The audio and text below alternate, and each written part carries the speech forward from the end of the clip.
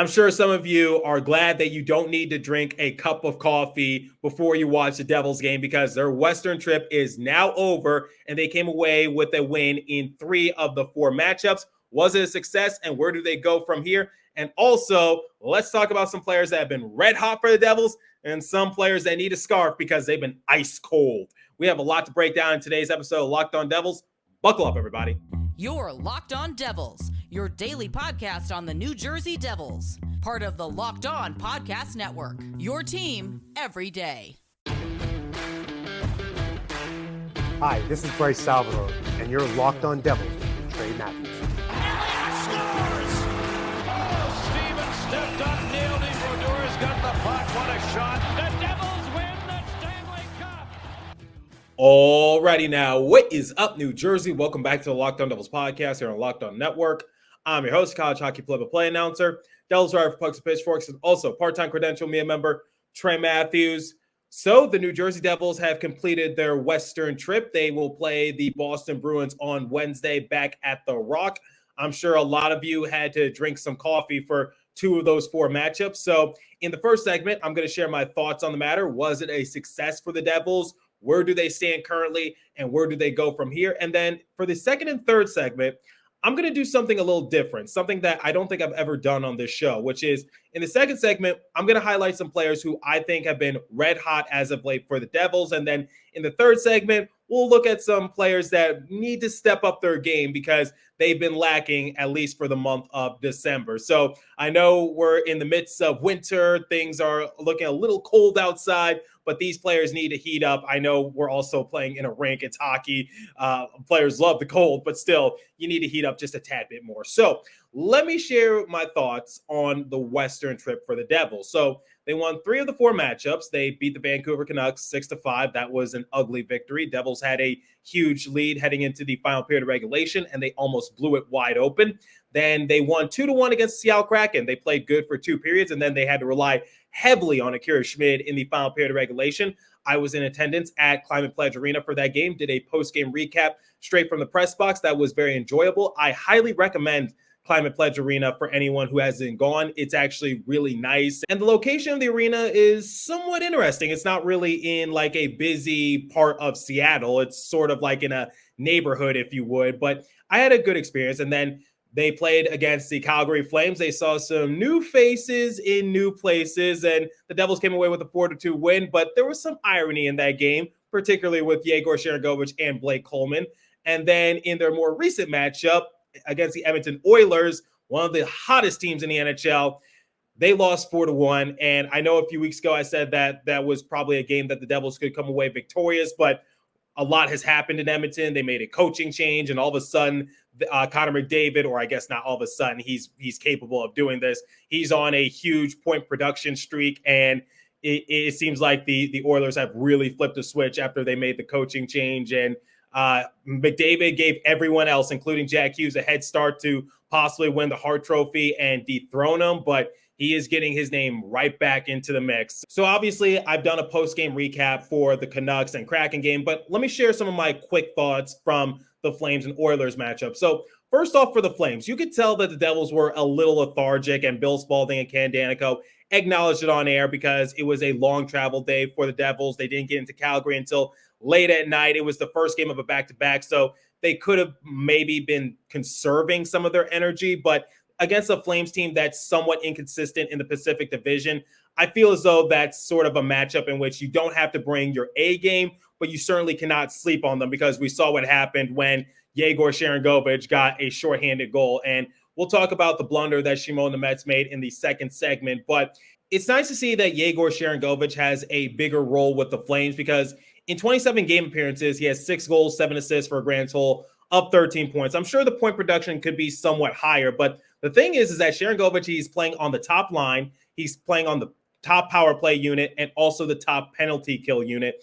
And in the game against the Devils, he got a shorthanded goal, and it was a flash of lightning. He went down to the other side of the rink. He capitalized on a blunder made by Shimon Nemets, and unfortunately, Ondrej Palat was a little too slow to keep up with them.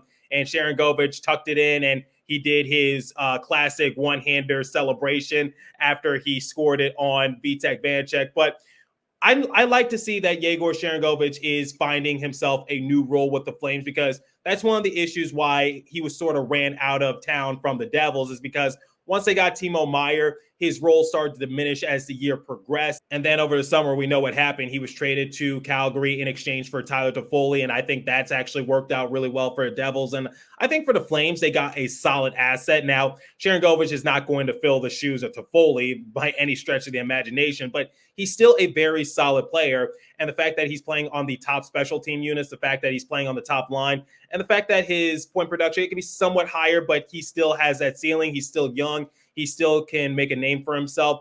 I'm just glad to see that Sharangovich is finding himself a nice new role with the Flames. And the irony is certainly not lost, especially since Blake Coleman was given the assist on his goal. So a couple of former Devils players just finding new roles for themselves and making the most of it. So I kind of saw it coming. I don't know about you guys, but I had a feeling that Sharangovich was going to try to do everything he could do to score in that game. But once again, the Devils came away with a 4-2 victory. It was definitely a gritty type of performance, because they really had to step up their game, because once more, the Flames scored the opening goal, and then it was just a matter of, could the Devils try to not fall too far behind, because we saw what happened in the Oilers game. The Devils let up the first goal, and unfortunately, they just could not find that momentum to overcome the deficit. And that sort of transitions into my next talking point, which is the game against the Oilers. That was just a stinker. It just wasn't meant to be for the Devils. Now, this might be a hot take, and I don't know what everyone's opinion is on the matter, but I don't think the Devils necessarily played bad. It just, unfortunately, the Oilers are just one of the hottest teams in the NHL, and that's just what the Devils ran into. They just ran into hot goaltending, because once again, it's just another example of which the Devils play against a backup goalie, and this time it was Calvin Pickard. But anyway, I know that sucks. I know the Devils are probably not big on moral victories, but it wasn't the worst loss that I ever saw. Now, this circles back to what I said at the beginning of the episode, which is, was this road trip a success for the Devils? I would say yes, it was a success, because I think they did what they had to do, which was you win the games that you're supposed to win. Then in the games against the Canucks and Oilers, try to win at least one of those matchups. Because I said it in my post-game recap against the Canucks, in which I stated that this was the first time in a while in which I believe that the Devils were underdogs heading into the matchup, because the Canucks were one of the top teams in the Pacific. Devils were struggling. They lost some of their more recent games to the Blue Jackets, Red Wings, Sharks. So I think the betting lines were saying that the Devils were underdogs. I think the same could be said in the matchup against the Oilers, because once more, Oilers just have flipped the switch, and now they are just chugging along, and Connor McDavid once more is just putting up some good point production, as to be expected. But I think that was the goal for Devils, which was try to split one of those two games. And they came away with 6 points after the Western road trip. And I was actually listening to another Devils podcast called Puck Luck, and one of the co-hosts, Adam, he's been on the show before. They were saying that the Devils actually lead the NHL in back-to-back games played with 16. So I have been picking up on that a little bit, which is, it does seem like that the Devils are playing a lot of back-to-back games, and that can take a toll on you. Obviously, it's no excuse, but still, they're taking care of the job, which is, for those back-to-back games, you really want to come away with a win in one of those matchups, and I think they were trying to conserve their energy from the Flames game, so that way they can go full force on the Oilers. Obviously, it didn't really work, but still, it could definitely take a toll on your body. And as the season progresses, I think the Devils will get better at back-to-back matchups, because they might be leading the NHL right now, but given how the schedule is, the season is not even halfway done. So the Devils just got to try to get better at it. But before we switch into the next segment, I want to talk about the play. And I posted this on the X app, and it caught whirlwind. It caught a lot of attention. Basically, Connor McDavid cross-checking Michael McLeod into the boards that sent McLeod flying into it, and there was no call, and the referee was standing right there. So basically, once again, I put that out on social media, and Bill Spaulding and Ken Danico, they were adamant on air saying that was supposed to be a penalty assessed to McDavid. Now, I want to share my thoughts on the matter, because I'm curious. Now, I'm not trying to act like I know more than the referees or anything like that, but in my opinion, that should have been a penalty, because if you look at where McDavid's stick is, it's on his lower back. McLeod is already down onto the ground. So for anyone who is saying that McLeod should get 2 minutes for embellishment or that it was a dive, The thing is that McLeod is already pretty down low, so it wouldn't really take that much to knock him into the boards. It's not like he's standing upright or anything. It's not like it's a flop. So I think that definitely should have constituted a penalty. But I think after talking with some of my colleagues over at Locked On, I think the main thing is that McDavid did nudge him, but not enough to the point where the referees let off any alarms in their head saying that McDavid should be serving a 2-minute penalty. Now, I'm not saying McDavid should be suspended. I'm just saying he should have served a penalty. But given how the Devils' power play was going the rest of the game, I don't think it would have helped either way. But it's just the principle of the matter. It's just like that could have been a dangerous play because, once again, McDavid cross-checked McLeod, lower back, and McLeod went into the board. So, in my opinion, I think that should have been a penalty. But just wanted to share that main talking point, at least for the first segment of today's episode.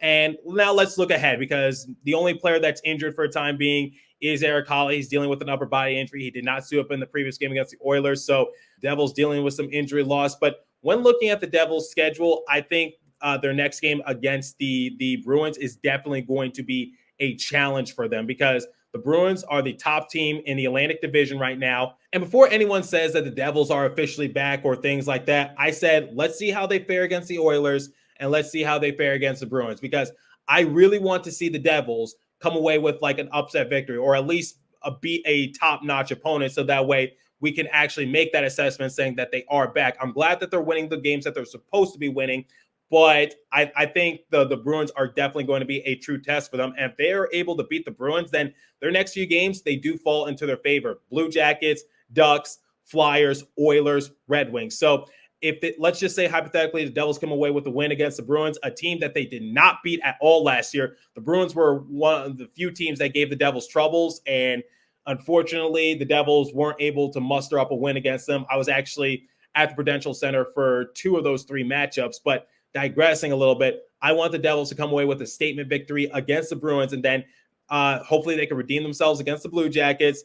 Then they can beat the Ducks. They've beaten the Flyers before. Oilers will be a challenge, but I think they should come away with a victory against the Red Wings before Christmas. So that's where I'm going to leave it at for the first segment. We'll transition to some players that have been hot and some players that have been cold momentarily. But before we continue, I want to tell you guys about eBay Motors. So passion, drive, and patience. What brings home the winning trophy is also what keeps your ride or die alive.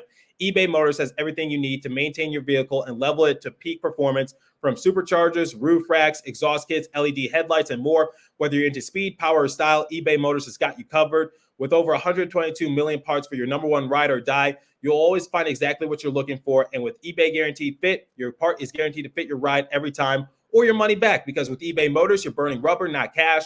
With all the parts you need at all the prices you want, it's easy to turn your car into the MVP and bring home that win. Keep your ride or die alive at ebaymotors.com.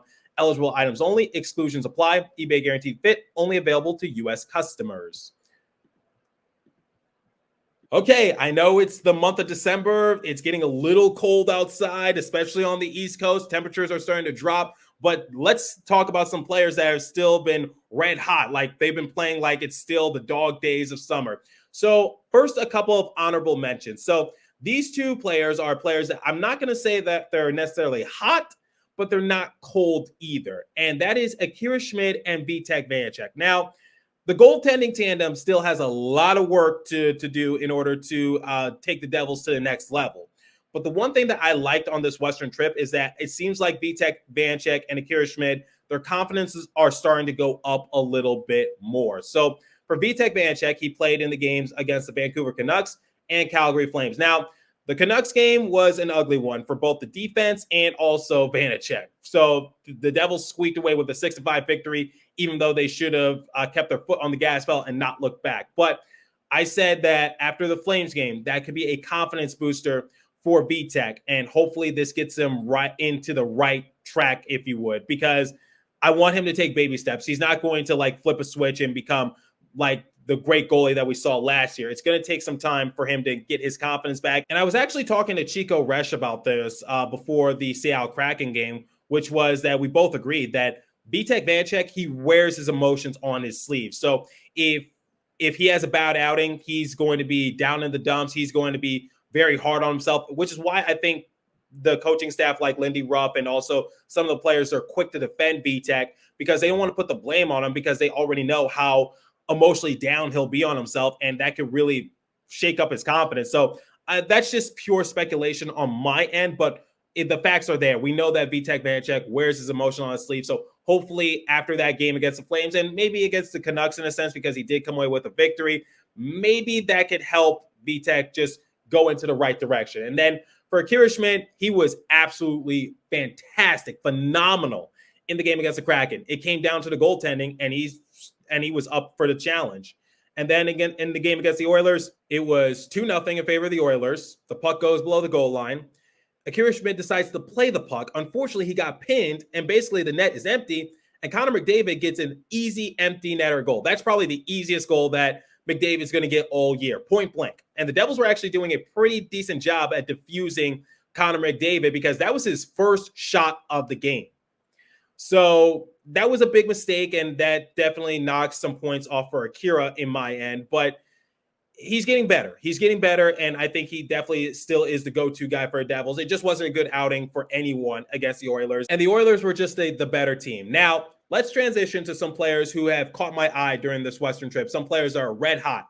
Let's talk about the rookie, Shimon Nemets. 5 game appearances, 1 goal, 2 assists, 3 points. Now, for Nemets, he does need to improve defensively because I alluded to it in the first segment, but if you recall, while the Devils were on the power play, time was winding down, puck is on the near side wall, and Shimon Nemets decides to be a little aggressive with the puck, and he wants to try to, make one more big play or one more big push. But the thing is you need to be more cognizant of, the time. And Bryce Salvador actually broke this down during the intermission, which was the thing is that you're not really going to get a good look, and now you're putting your team into a vulnerable position because now Nemets is technically out of position and he doesn't have any coverage to help him out. And that also puts Ondrej Palat into an uncomfortable position. And then you get a speedy guy like Sharon Govich. He gets the puck from Blake Coleman and he scores it with ease. And Ondrej Palat is nowhere in his rearview mirror. The thing is Ondrej Palat is not going to keep up with the speed of Yegor Sharangovich. So that was one of the mistakes that Shimon Nemets made that weekend. And I think people are a little divided on it, saying he should have had some coverage, he should have had some help, or he was a little too keen, he was a little too trigger happy. But he's a rookie. He's going to make those types of mistakes. And that's something that we saw in preseason. So it's nothing new, and it's nothing to really get up in arms about, because in the next game against the Oilers, he and Jonas Siegenthaler, they sandwiched Leon Draisaitl on one particular play. Draisaitl got airborne. So I think Shimon Nemets is just, I'd rather him have too much energy than too little energy. And he's actually been a very solid asset for Devils so far. And he's actually impressed me because he's replacing an injured Dougie Hamilton in a sense. So I think Shimon Nemets, while he still has some kinks to work out, he is definitely a guy that has caught my eye. Now, let's talk about Luke Hughes. And courtesy of Andy and Rano on the X app, they go by the X handle AR Hockey Stats. They put out Luke Hughes' card before the start of the Oilers game, which was, if you look at his offense, they rated it a 54. So his offensive impact, 62. His point production, 50. His shooting, 7. That's awful. Passing, 66. Penalties drawn, 82. Power play, 94. Now, before I talk about his offense, let's talk about his defense. So his defensive impact, they rated an 88. Penalties taken, 68, which gives him an overall rating of 72. So offense, 54. Defense, 87. So I've actually talked about this on the show before, which is when we look at 5-on-5, Luke Hughes still has a lot of work to do. But on the power play, he is a tremendous playmaker. He seems to have great chemistry with not only his brother, but everyone on the top power play unit. And he's been a huge catalyst on the man advantage for the Devils. And he's one of the reasons why the Devils have the top power play in the entire NHL. And I think for Luke, yes, his shooting, it needs a lot of work. And that's one of the things why I said that why Dougie Hamilton might be missed, especially on the power play, because Dougie Hamilton, I'd say, is a better shooter than Luke. Dougie has one of the best shots from a defenseman in the entire league, and there's no debating that. And Luke is still trying to work on that a little bit more, but he's been phenomenal in the power play, and that's why, once again, the Devils have such a good power play unit. But his defense, his defensive impact, that actually surprises me. And I think you have to credit some of that to Colin Miller, because I think Colin Miller has been a great anchor for Luke Hughes. So when I look at some players that have been hot the last few games for the Devils, I'm looking at Luke Hughes and I'm looking at Colin Miller. That defensive pairing has just been so phenomenal. And I even said it during the offseason. I said that Colin Miller will be a great addition for the Devils. And I think for right now, Miller is one of the reasons why Hughes' defensive game is elevating in a sense. So I think if you look at Luke Hughes, you also have to give a lot of credit to Colin Miller. That's why I've been impressed by both respective players. And now, some players that are also very hot, and this might be cheating in a sense, but I cannot talk about one and not the other two, and that is the captain line centered by Nico Hischier. So Nico Hischier, Jesper Bratt, Ondrej Palat. So before I give Nico Hischier stats, here's what his outing looked like against the Flames. So he had about 17 minutes of ice time. He had 2 goals, 3 high danger scoring chances, 1 penalty drawn, 2 block shots, 10 for 18 on faceoffs. Devils were 10-3-1 with him in the lineup, and they were 3-7 without him in the lineup. Obviously, that record has worsened to 10-4 because that was before the Oilers game, but it still doesn't change the fact that Nico Hischier is the heart and soul of this team, and he and his line mates, they've been my favorite line to watch these last few games, and I put it out on my social media page, and I said no disrespect to Jack Hughes, no disrespect to anyone else who's been having a great year like Tyler Toffoli, but that Nico Hischier line has been great offensively, defensively, and also pushing the pace. So the last 5 games, Nico Hischier, he has 2 goals and 3 assists, 5 points. Jesper Bratt, he is on a 5-game point streak, and he has elevated his game during the month of December. So last 5 games for Jesper Bratt, 4 goals, 3 assists, 7 points.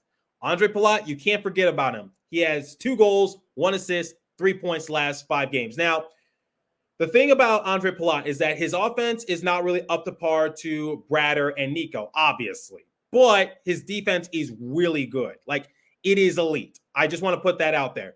Take it however you want to take it. But Ondrej Palat has been great defensively on this captain line for the Devils. And he is sort of like that glue piece. So I'd say Jesper Bratt, he is the best point getter. Nico Hischier, he's the heart and soul because he can do a little bit of everything. But Ondrej Palat and his defensive impact cannot be undervalued. So that captain line, once again, they are the heart and soul. And I saw that a little bit in the previous matchup against the Oilers. And it should be no surprise that the Devils only scored 1 goal. And it was thanks to Jesper Bratt scoring.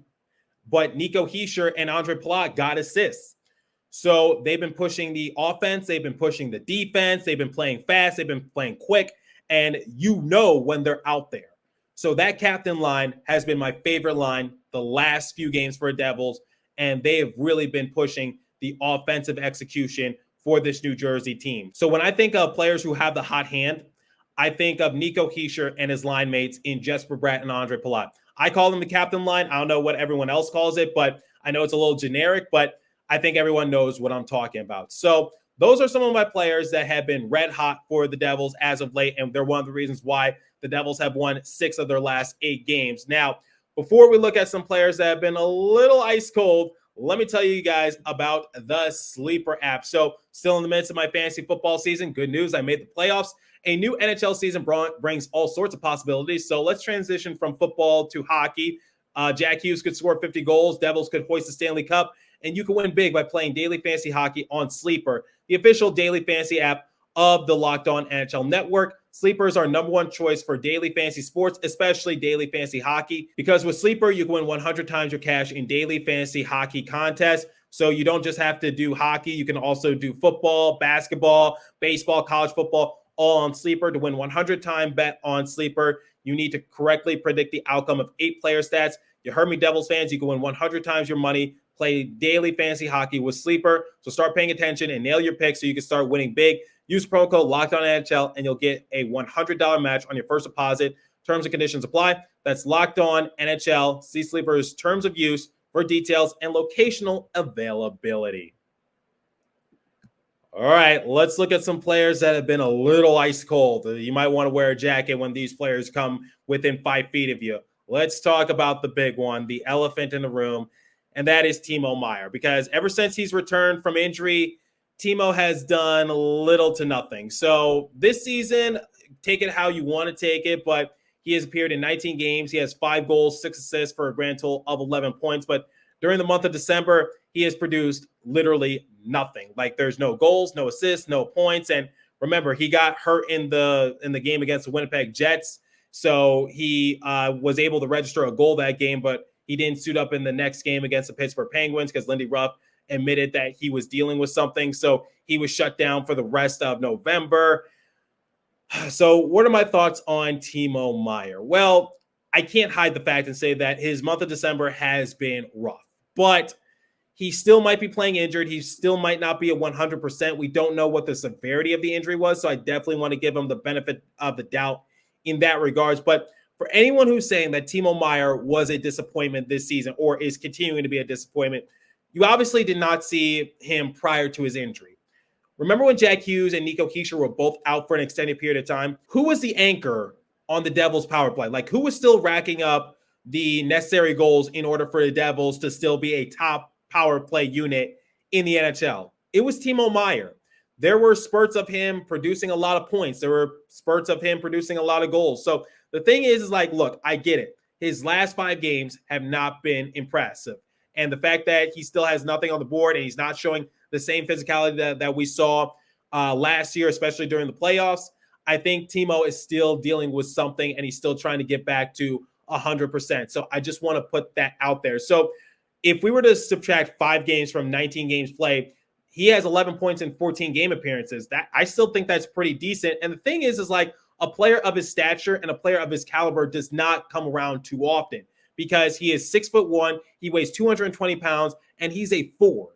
And I think he could definitely be a force for Devils as the season progresses. So for anyone who's saying that his contract is bad, for anyone who's saying he's had a bad season up to this point, he might have had a bad few games. I will admit that. But in terms of his overall season, especially prior to the injury, he was one of the bright spots for Devils when they were struggling. So, and once again, a player of his stature does not come around too often. So I get the frustration, and I get that the Devils are paying him a pretty penny. He is not cheap, but you need to have patience. And Timo is prone to getting off to slow starts. So he's just getting off to a slow start coming back from injury. He's missed a few weeks. So give him time. It's not even halfway done the year, and everyone wants to say, trade Timo Meier, release him, worst contract in Devils history. Like, you need to relax. I'm sure if the Devils weren't willing to give him the contract that he wanted, trust me, there's going to be another team that's going to want him. I'm just saying. So I think we should be very grateful that Timo Meier's on the team. Yes, he's been ice cold. He has been putrid, and sometimes you forget that he's out there, which is not good. But I want to take this into consideration. He originally was given the goal in the game against the Flames, but they had to change it to Alexander Holtz because it didn't go off Timo Meier, went off a Flames player. So just putting that out there, he could have had that breakthrough, just wasn't meant to be. So I'd say Timo Meier's had a bad few games, but in terms of his overall season, hasn't been great, but I don't think it's been disastrous as people are making it out to be. And now let's talk about Dawson Mercer, because Mercedog had a very good November. He really stepped up his game, but unfortunately, it seems similar to Timo Meier. He hasn't really done much in the month of December. In fact, if we look at his past 5 games, he only has 1 goal, and that came in the San Jose Sharks game. The thing about Dawson Mercer is that he's actually asserting himself quite nicely in all 3 zones in terms of his speed and his agility. So defensive end, offensive end, neutral ice, whatever the case might be, but it's just not translating to points. So his like notoriety is still there. And I think Christy Flannery of the Hockey News even put that out on the X app. So the difference between Dawson and Timo is that you remember that Dawson is out there. Unfortunately, it's just not converting to points, and that happens. But I'm sure similar to what happened last year, come mid-season, I think Dawson will start to turn it around a little bit. So similar to like Timo, and just it's the same circumstance, which is you just got to give both these players some time to really get it going. So just wanted to put that out there. And once again, these hot cold players, it's subjective on my end. Everyone has their fair share of opinions, and these are just what I've seen the last few games for Devils, especially on their Western trip. And now let's just talk about the power play real fast, because the Devils are, I believe, 0 for 9 in their previous power play opportunities, and they got to go up against the Boston Bruins. And the Bruins have the top PK in the entire NHL. This goes back to what Paul Bissonnette said a few weeks ago, which is the Devils got to find other ways to score because you can't just rely on your power play to bail you out. So against this Boston Bruins team, I don't think it's going to cut it. So just want to put that out there. But let me know what you guys think. Who are some players that have caught your eye, and who are some players that have you a little concerned? Curious your guys' thoughts. So leave a comment down below if you're watching on YouTube. If you're listening on podcast streaming service, hit me up on my personal X page app at TreyMatt4 or the show's X page app at Locked On Devils. As for today's episode, that's all the time I have for you. So continue to stay safe. Have a wonderful day, New Jersey. Go Devils. I'll catch you guys in the next episode. Thanks for listening once again.